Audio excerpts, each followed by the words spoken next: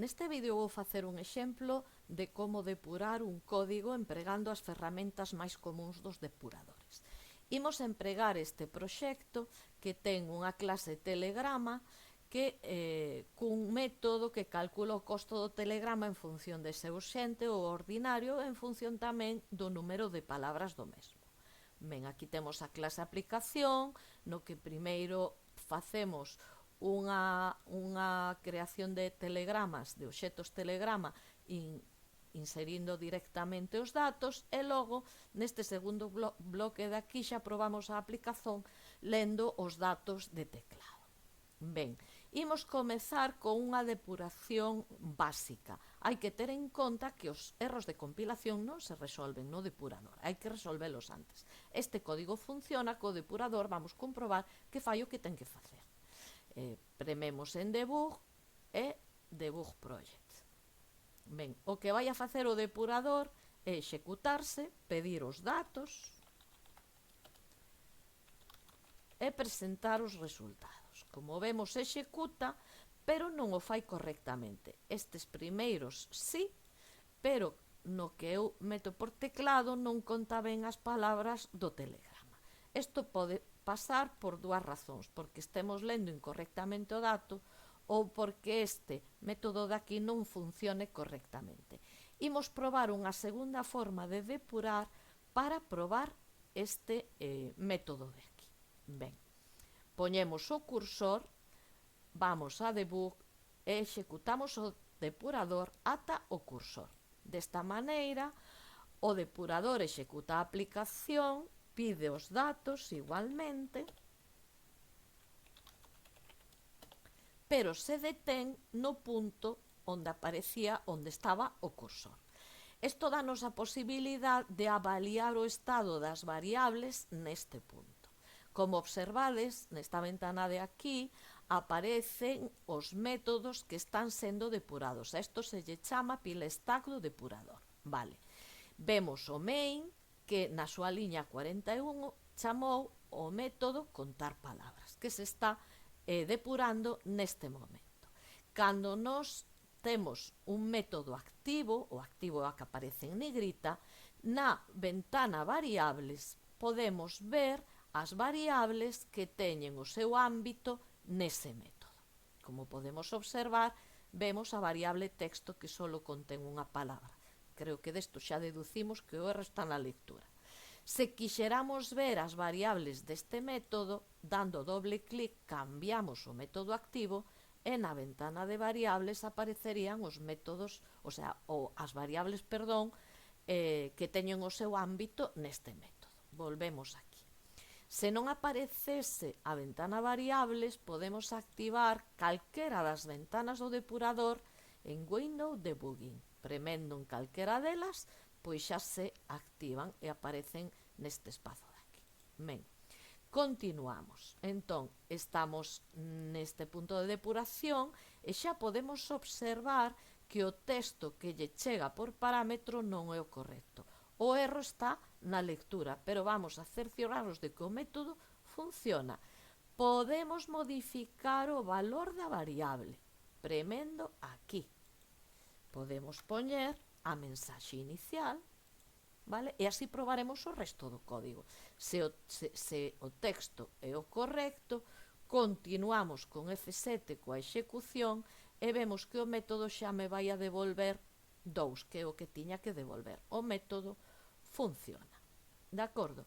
Cando estamos executando un método, pero xa sabemos que funciona e non queremos continuar, podemos salir del premendo neste botón de aquí, Step Out. Vale? Bueno, hai que decir que a combinación de teclas dunha versión do NetBeans a outra pode variar, pero o certo é que cambien as teclas, as funcionalidades son as mesmas. De acordo? Entonces, xa probamos contar palabras, sabemos que funciona, premendo aquí se volve á liña de donde se chamou a ese método. Fixadevos que na pila agora o método activo é o main. De acordo? Se quixéramos a partir de aquí finalizar a execución da depuración, prememos aquí e xa remataría. Esta vez, co dato modificado, funciona correctamente. De acordo? O erro está aquí porque tería que ter leído con nestline. Nest, cando atopa o primeiro espazo en blanco, xa non lé máis. Vale? Outra cousiña que se pode facer e que tamén moi útil é analizar expresións. Por exemplo, imos pechar isto e imos facer outra depuración ata o cursor. Vale. Neste momento, na ventana de variables, vou poñer unha expresión que está na clase Telegrama, que é número de palabras menor ou igual que 10. Copiamos e con doble clic, aí xa non la copia porque tiñamos no portapapéis. Aí está. Vale. No momento de depuración que estou, que aquí no main, esta expresión non ten valor. Vale? Cando continuamos a execución paso a paso, F7, aquí vaime pedir que dá así porque está esperando o dato de teclado. Urxente. Seguimos con F7.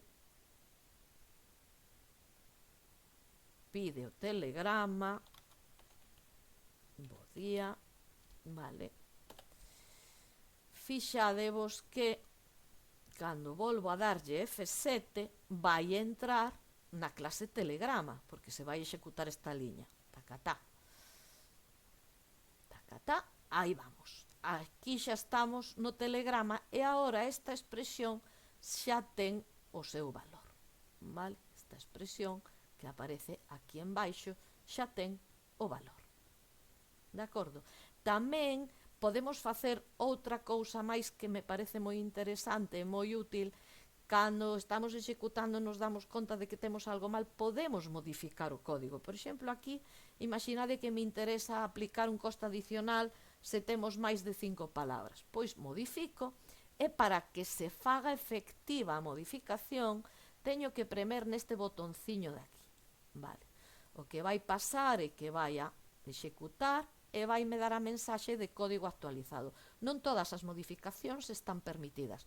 Por exemplo, os modificadores de ámbito ou as xerarquías das clases non, pero estas pequenas cousas sí. E que pasa agora? O que pasa agora cando lle dou F7 é que volve a empezar o comezo do método que foi modificado. Vale? Vale. Pero xa o executa co valor 5. De acordo? Xa o executa con este valor. Vale? Ben. Que máis nos queda por falar? Bueno, pois nos queda por falar, vamos a rematar a execución ata o final e listo. Vale. Estas ventaniñas, dos puntos de interrupción.